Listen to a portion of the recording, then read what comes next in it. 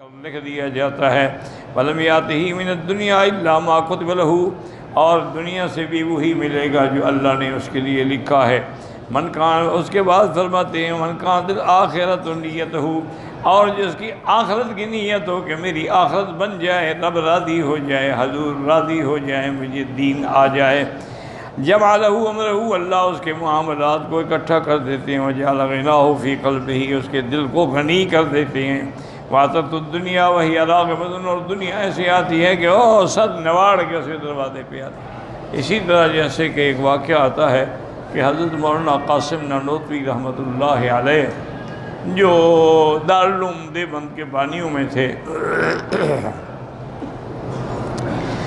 ان کے بعد ان کا ایک عقیدت مند یا مرید یا اللہ عالم کوئی آیا، اس زمانے میں اس نے ایک تھیلی میں سونے کی گنیاں، پہلے اشرفیاں ہوتی تھی، میں نے بھی دیکھی تھی جب ہم پڑھتے تھے نا یہاں مدرسے میں، تو اس وقت یہ صفا مروا جو ہے نا ایک بازار ہوتی تھی، اسی میں لوگ سودا بھی لیتے رہتے تھے، صفا بھی دوڑتے رہتے تھے، اور اسی میں بڑے بڑے منی چینجرز کی اور صرافوں کی دکانیں ہوتی تھیں، اور وہاں ہر قسم کے درہم، دینار اور اشرفیاں اور سونے کو ڈھیر لگے ہوئے ہوتے۔ تو بہرحال اس نے کچھ اشرفیاں جو تھیلی میں بندھی ہوئی حضرت کو پیش کی۔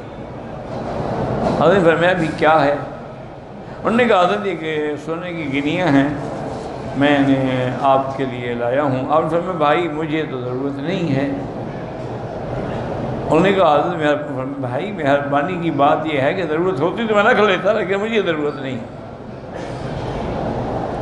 انہوں نے کہا حضرت آپ ایسا کریں، چلو آپ کو ضرورت نہیں ہے نا، مدرسے کو تو ہر وقت ضرورت ہوتی ہے نا، مدرسے تو محتاج ہوتے ہیں نا بیچارے، طلباء ہیں، خرچے ہیں، کھانے ہیں، پینے ہیں، یعنی آدمی سمجھ نہیں سکتا ہے کہ اللہ چلاتے ہیں، بندے کی تو کوئی طاقت ہی نہیں ہے کہ اس کو چلا سکے۔ اب ہمارا جو مدرسہ ہے وہ دیہات میں ہے، کوئی شہر میں نہیں ہے، گاؤں میں ہے۔ 200-250 طالب ہوں گے میرے خیال میں جو مستقل قیام کرتے ہیں، 15-20 مدرس ہیں۔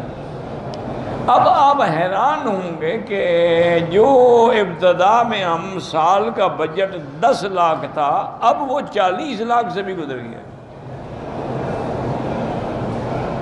بجلی مہنگی، ہر چیز مہنگی، گیس مہنگی، کھانا مہنگا، سودے مہنگے، چیزیں مہنگی۔ تو اب یہ کوئی امیر آدمی تو خیر الگ بات ہے، اللہ توفیق دے، ورنہ ہم جیسے ملنگ آدمی تو نہیں چلا سکتی۔ اللہ کا کام ہے، بس چل رہا ہے، خدا جانے کیسے چلتا ہے، ہمیں پتہ بھی نہیں ہوتا۔ تو اس لیے ہمیشہ یاد رکھیں کہ یہ ساری چیز جو ہے اصل میں، تو حضرت نے فرمایا کہ بھائی مدرسے میں آپ بھی تو جا کے دے سکتے ہیں نا، یہ تو نہیں کہ میں جا کے جمع کراؤں۔ آپ لے جائیں اور مدرسے کے خزانچی کے پاس جا کے جمع کرا دیں۔ انہوں نے کہا اچھا جی ٹھیک ہے حضرت۔ اذان ہو گئی، نماز کا وقت ہوا، مسجد میں تشریف لے گیا، وہ بھی ساتھ گیا۔ جب حضرت آگے چلے گئے تو اس نے یہ کیا کہ آپ کے جوتے بھی ٹھیک کیے، یعنی الٹے کر کے رکھے کہ نکلنے میں پہننے میں تکلیف نہ ہو، اور وہ گینیاں جو تھی نا وہ جوتے کے اندر رکھ، اور نماز کے سلام پھیرنے کے بعد بھاگ گیا۔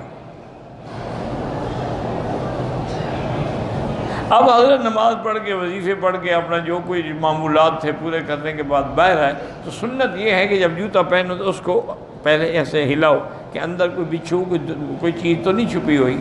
تو حضرت نے بھی ہلایا تو وہ تو پیسے باہر پڑے سونے کے گنیاں۔ تو آپ کھڑے ہو گیا، فرمایا بھائی جو اس کے پیچھے بھاگتے ہیں یہ اور آگے بھاگتی ہے، اور جو اس سے بھاگتے ہیں یہ پاؤں میں آگے بڑھتی ہے۔ تو یہ دنیا کا انہوں نے کہا یہی فلسفہ ہے کہ جتنا اس کے پیچھے بھاگو گے یہ اور آگے بھاگے، اور جس دن تم نے غنا اختیار کر لیا نا کہ بس ٹھیک ہے جو اللہ نے لکھا ہے وہ ملے گا، نہ کم نہ زیادہ، تو پھر یہ خود بخود راغمتن پاؤں آ کے پڑے گا۔ حضرت نے طلباء کو حکم دیا لے جاؤ اور جا کے مدرسے میں جمع کرا دو، میں اس کو ہاتھ بھی نہیں لگا۔ اللہ والے تو اتنی احتیاط کرتے تھے کہ وہ پیسوں کو ہاتھ بھی نہیں لگاتے۔ اللہ اکبر، اللہ اکبر، اللہ اکبر۔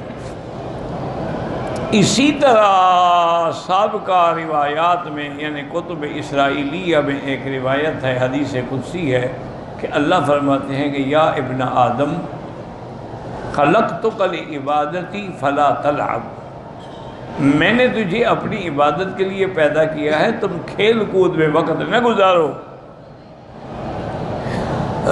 وَقَسَّمْتُ رِزْقَكَ فَلَا تَتْعَبْ، تیرا رزق میں نے تقسیم کر دیا ہے بلا وجہ اپنے آپ کو تکلیف میں ڈالنے کے لیے، بس جتنا ہو سکتا ہے کرو، باقی جو نصیب میں وہی ملے گا، اس کے علاوہ تمہیں کچھ بھی نہیں ملے۔ تو اس لیے ہمیشہ آدمی یعنی دنیا کو ہم نہ بنائے، باقی ٹھیک ہے دنیا اللہ کی نعمت ہے، دنیا نہ ہو تو پھر حج کیسے فرض ہوگا، دنیا نہ ہو تو آدمی عمرے پہ کیسے آئے گا، دنیا نہ ہو تو آدمی زکوٰۃ کیسے دیں گے۔ دنیا بھی اچھی چیز ہے لیکن وہ دین کے تابع ہو۔ اس کی مثال دی ہے اللہ والوں نے کہ جیسے پانی اگر کشتی کے نیچے ہو تو کشتی کو تیراتا ہے، چلاتا ہے، اگر وہی پانی کشتی کے اندر چلا جائے تو ڈبو دیتا ہے۔ تو اگر تم نے دنیا کو اپنے دین کے تابع رکھا تو سبحان اللہ، وہ دنیا ہی تیرے لیے دین ہے، لیکن جس دن دنیا دین پہ غالب آ گئی اسی دن تمہاری بربادی شروع ہو جائے۔